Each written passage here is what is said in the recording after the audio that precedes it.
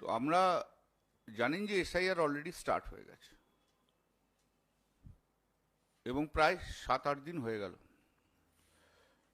এই রিভিশনটা যেটা door to ডোর এখন হচ্ছে, এই ফার্স্ট এই revision only for a period of 1 month. তো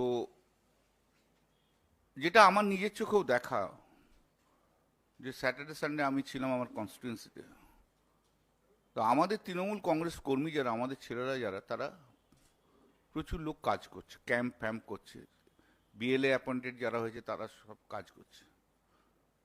কিন্তু যেটা দেখতে পেলাম সেটা হচ্ছে ভারতীয় জনতা পার্টি কাউকে দেখা যাচ্ছে না, ভীষণ কম।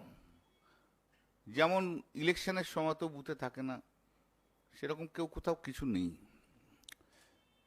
সিপিএমের কিছু আছে, বিশেষ কিছু না। কিন্তু প্রতিটি বুথে আমরা, আমাদের ছেলেরা রয়েছে, মানে হেল্প ক্যাম্প ছাড়াও। এটা যখন আমি শনিবার দেখলাম যে বিজেপির কিছু নেই, অথচ বিজেপি ইলেকশন কমিশন বিজেপির বড্ড ধোঁয়া দিচ্ছে, তখনই এই পরিপ্রেক্ষিতে 11 নভেম্বর একটা modification in booth level agent appointed ক্রাইটেরিয়াটাকে চেঞ্জ করা হয়েছে।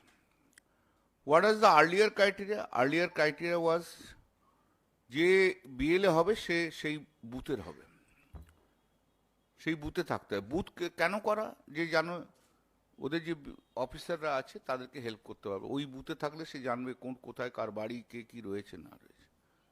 যেহেতু বিজেপি তাদের সেই পার্টিকুলার বুথ থেকে কোনো তাদের বিএলএ দিতে পারছে না, অধিকাংশ 75%, তাই ইলেকশন কমিশন বিজেপিকে খুশি করার জন্য বিজেপির ফেভারে একটা অর্ডার পাস করেছে।